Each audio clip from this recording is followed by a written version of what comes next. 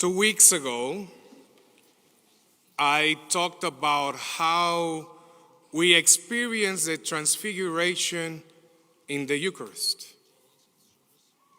Last week, I mentioned that if we participate in and of that transfiguration, we become God's temple, God's tabernacle. This week, I would like to follow that with this thought. If we are Christ's tabernacle, that means that we are children of the light.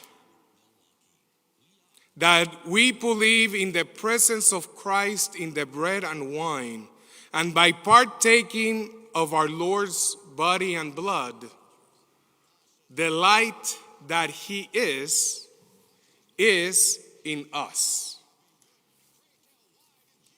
We will even profess that we are children of the light in a few minutes on the creed.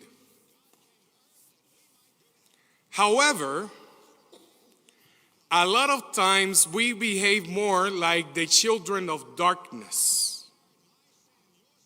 And worst of all, we lead others to fall into darkness. This is especially true for those of us who are church leaders. Quite often, we preach with our mouths the light,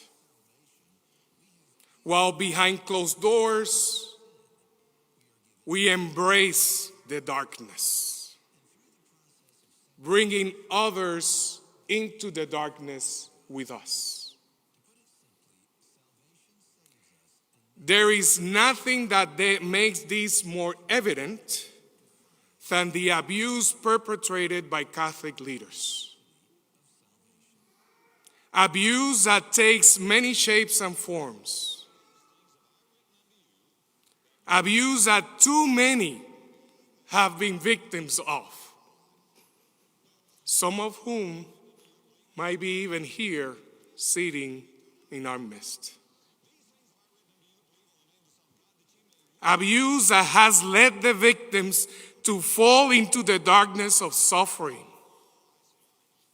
of sorrow, of mistrust. Lives that once were full of light are now into a deep darkness that might seem eternal. All because a trusted leader took advantage of that trust to satisfy some ungodly desire.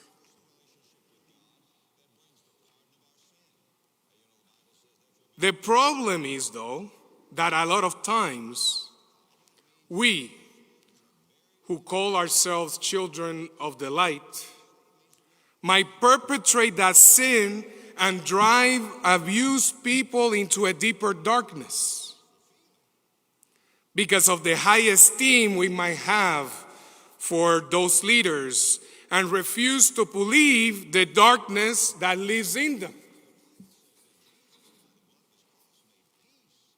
So, if we truly are and profess to be children of God, children of the light,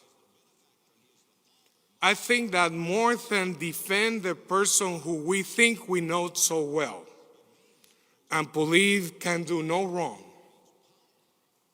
we are to focus on protecting the children of God, the children of light, that have fallen into darkness because of the abuse they have suffered.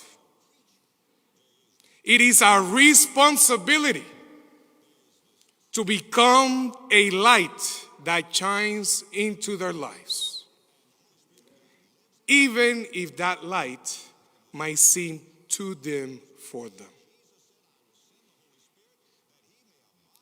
Christ invites us to see people who have been abused as being right there with Him on the cross. If we do that, If we see them and see the face of Christ on the cross, we are called to ask ourselves, what am I doing to protect them?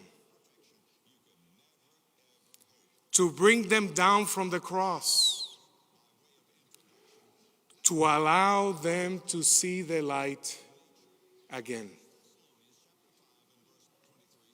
It is up to all of us to hold everyone accountable, regardless of their position in the church. Accountable for spilling their darkness into others just because of the trust placed in them. And we might think, I'm not a person with authority in the church.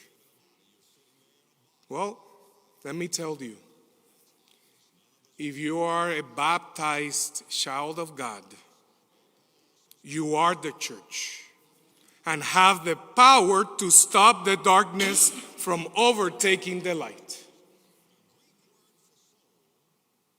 After this Mass, you might hear ways in which we can be the light for others through the ministry that Awake does. While they're listening to that presentation, enjoying a donut, sipping on your coffee, the crucified Christ invites to ask yourself, what am I doing to heal the darkness and allow people to feel the light once more?